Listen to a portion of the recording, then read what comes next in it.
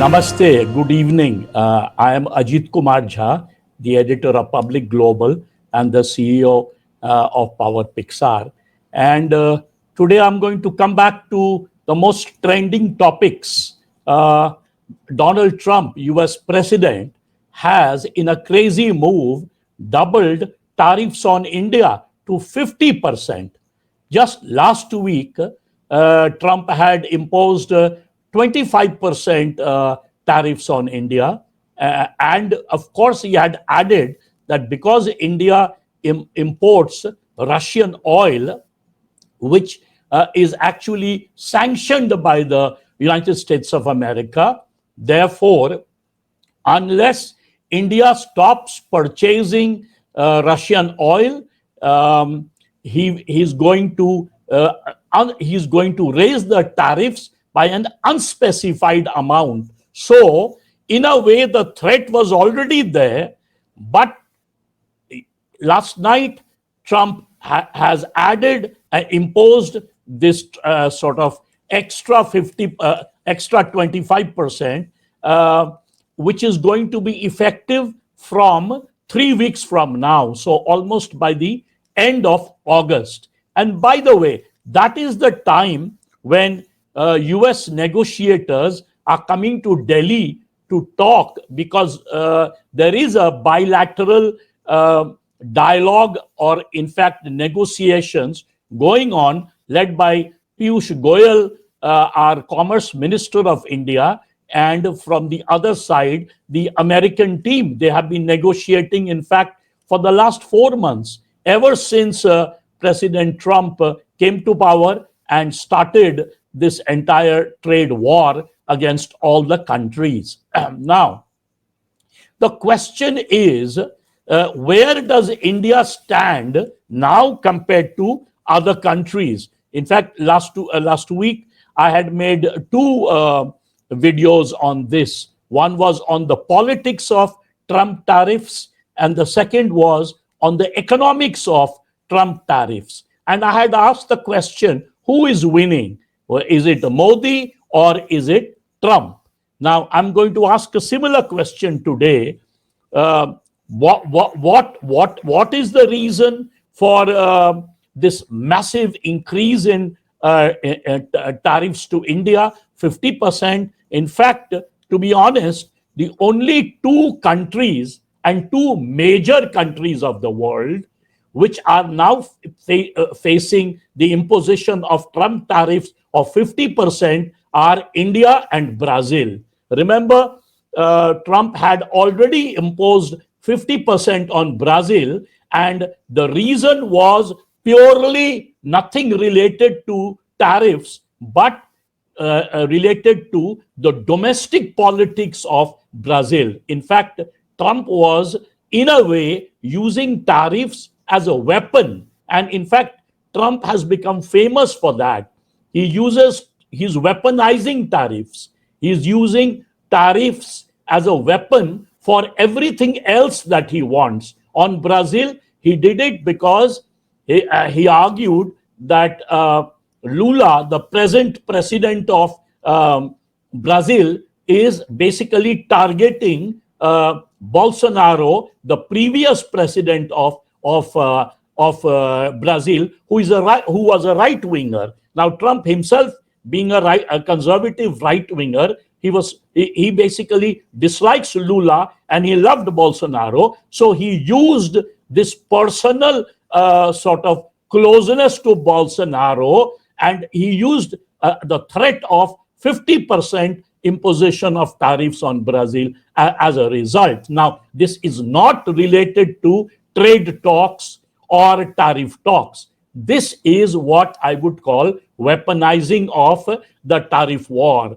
And he is doing the same thing with India. He's again weaponizing tariffs in a way by saying you cannot buy Russian oil. Number one condition. He has imposed it. And it's very funny because America continues to import massive amount of fertilizers and other stuff from Russia, but he wants India not to buy the oil. In fact, at one time, it was Trump who kind of coaxed India to buy more oil from Russia so that prices don't rise in the international market. Now, and today he's just turned it around against India. Now, so as I said, 50% tariffs on the two largest BRIC nations, Brazil and India. Next comes the other two BRIC nations, China and South Africa. They face 30% tariff. So 50% on Brazil and India, 30% on China and South Africa. Now remember China. At one time, when the main tariff war was targeted against China, and when it started, at one point, Trump had imposed 145% tariff on China. But China fought back. China basically ensured China ensured that they are not going to sell the rare earth metals that America wanted from China. They kind of fought back on that, and China used also retaliatory tariff. Now, China can afford to do that for two reasons. Why? Because China is a very, very strong nation. It's the second largest superpower in the world after America. America is almost a 29 to 30 trillion dollar economy by one estimate. China is also close to 19 to 20 trillion dollar economy. And these estimates keep changing. If you use purchasing power parity as a sort of assessment of the economies, then China would be a larger player than America today. So China can afford to fight. Also, the fact that America has a massive trade deficit with China, because the bilateral trade between between US and China is several times that of between India and China.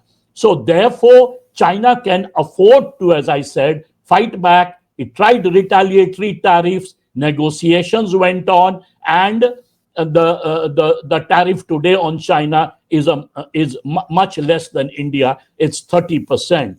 And then on other competitors of India, for example, Bangladesh, Sri Lanka, Taiwan, Vietnam, four large competitors of India. Bangladesh is a massive competitor for us in the apparel industry. Vietnam is a massive competitor in several industries, including software, apparel, and others. China, by the way, is a massive competitor of ours in the gems and jewelry sort of industry. So the reason I'm mentioning is because last week I had gone and explained the main sectors that will get affected in India. And I had even named some of the industries. So this threat of 50% is going to make it, the impact will be much more than what we had assessed last time. In fact, there are estimates that if the total impact of the US imposed tariffs come on India, India's GDP might come down by 2% or even more. Some people estimate 2.5 to 3%. So this is crazy, because even if we are growing at, let's say, 6.5%, if you take away, let's say, 3% out of that, we are down to what, 3.5%. And if you minus the population growth rate, we'll be barely growing. So this is going to roil our markets. You might have seen that the Indian rupee has gone on a historic low, almost touching 88 rupees to a dollar. Our stock markets are crashing. On the other hand, the stock markets of US are booming. So you can see who is winning, who is losing, with short-term indicators. Of course, there are long-term indicators that we can assess as the effect of tariffs come on India. But let me first focus on what is India going to do? What is the way out? One, of course, is the fact that India is going to negotiate. Once the US negotiators come by the end of August, it is quite possible that the Trump tariffs are more in terms of threat than in terms of reality. Because remember, when China retaliated massively, as a result, what happened? The tariffs came down from 145% to 30%. So India needs to negotiate and negotiate hard. That is one way that India is going to fight back the Trump tariffs. Number two, it also seems like a personal ego clash between Prime Minister Modi and President Trump. Remember, they were the best of friends during Trump's first administration. Remember, Howdy Modi. Remember that massive meet in Houston that Trump had organized for Narendra Modi. Remember that when in 2020, when Trump came to India at the invitation of Modi in Ahmedabad, now which is called the Narendra Modi Stadium, there was this massive mela going on with almost 1.25 lakh people. That was the bonhomie. That was the friendship. Now, that seems to have completely gone wrong. And this happened especially during the India-Pakistan war, because the moment after 4 days of war, after 4 days of military activities on both sides, when the ceasefire came about, Trump claimed that he was the main umpire in this negotiation between India and Pakistan, and he had claimed that he used tariffs to bring peace between India and Pakistan. Now, on that issue, Prime Minister Modi was totally silent. He disagreed with Trump, but he did not attack Trump on that, whereas Pakistan played what one would call a cunning diplomatic game. Asim Munir, he quickly rushed to meet President Trump, had lunch with him, and he said Trump deserves a Nobel Prize for bringing about peace between India and Pakistan. And then there were more, more things were doled out by Pakistan to Trump personally. Things like gifts and other awards and things of that sort. And Trump became very happy. And therefore, you found later on that Trump moved towards Pakistan and ended up saying that he's going to pump a lot of oil in reserves inside Pakistan. So suddenly the equation, which let's say in the last 20 years, it was Indo-US, at least in terms of geopolitics. Remember, India is the member of a Quad. India and US have signed several deals, civilian nuclear deals, later on defense deals. We are strategic partners. All that seems to be under pressure. We are still a member of the Quad. There is a Quad meeting at the end of this year, but it seems that everything is under strain. And the point now is, how are we going to respond to this crisis? That is the main thing. And one way that India is fighting back, already started fighting back, is that Prime Minister Modi is now decided to go and attend the Shanghai Cooperation Summit, which is going to take place at Tianjin in China.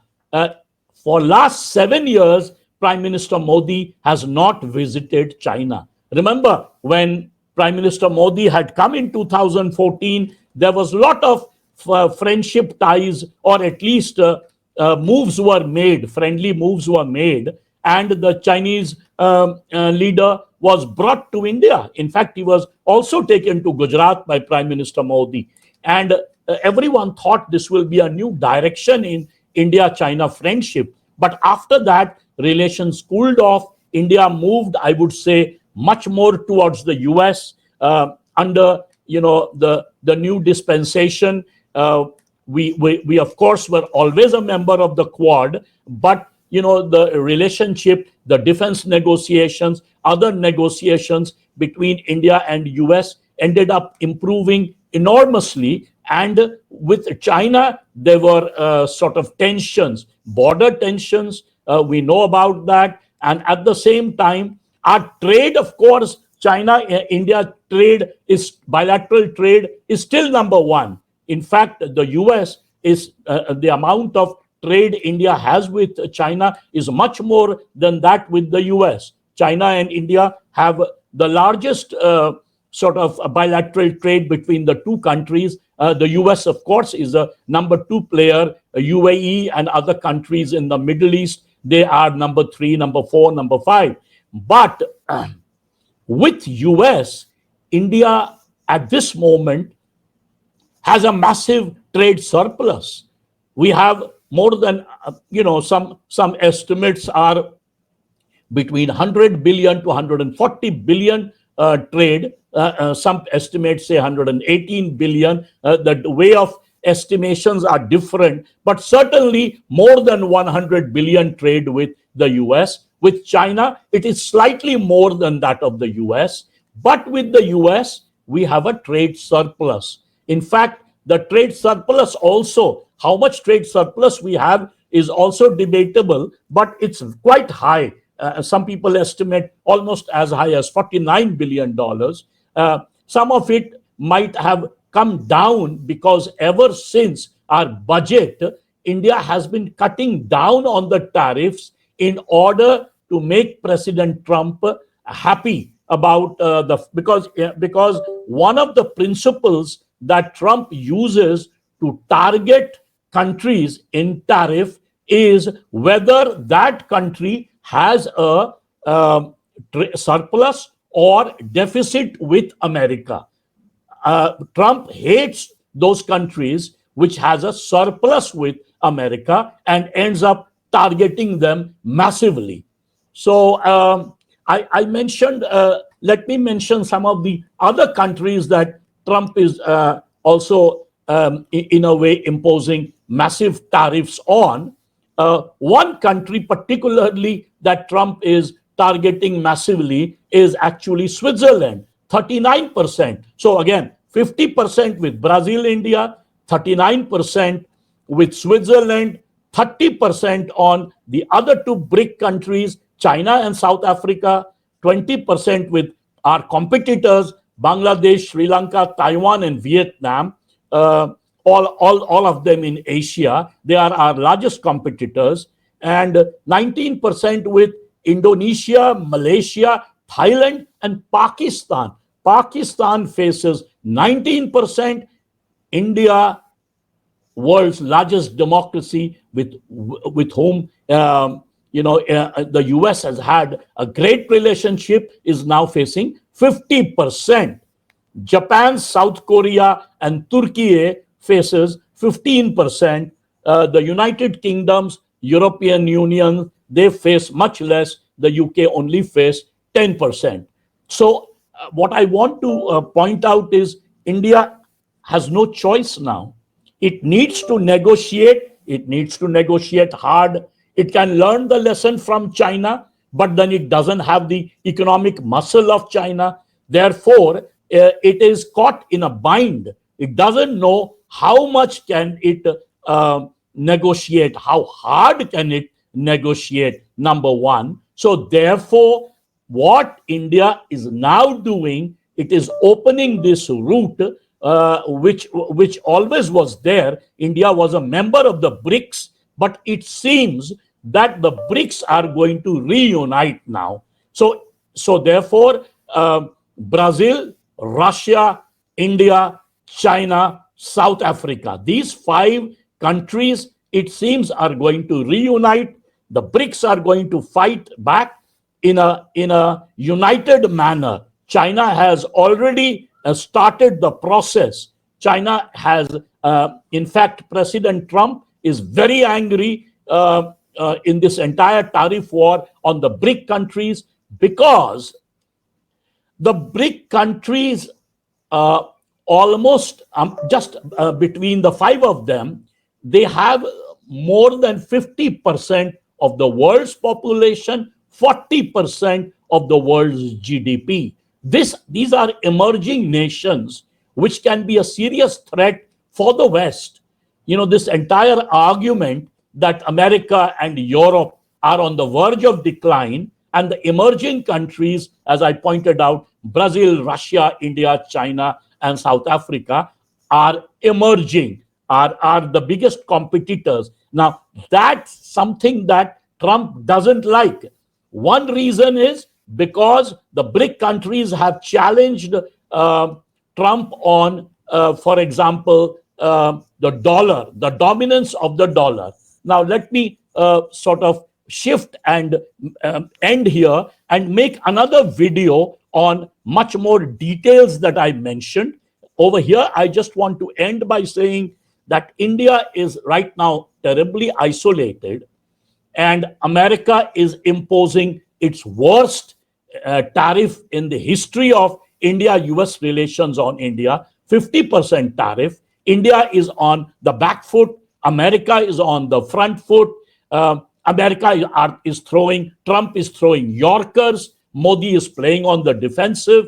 The last action, the only remaining action left for Mr. Narendra Modi is his visit to the Shanghai Cooperation Summit, where he's going to meet the Chinese premier. He's going to make sure they meet in Tianjin. In fact, Russian President Vladimir Putin is also going to be there. And there they are going to chalk out, most probably, a joint strategy on how to fight back the Trump tariffs. Let me just end here. We will make another video on it tomorrow. Thank you very much.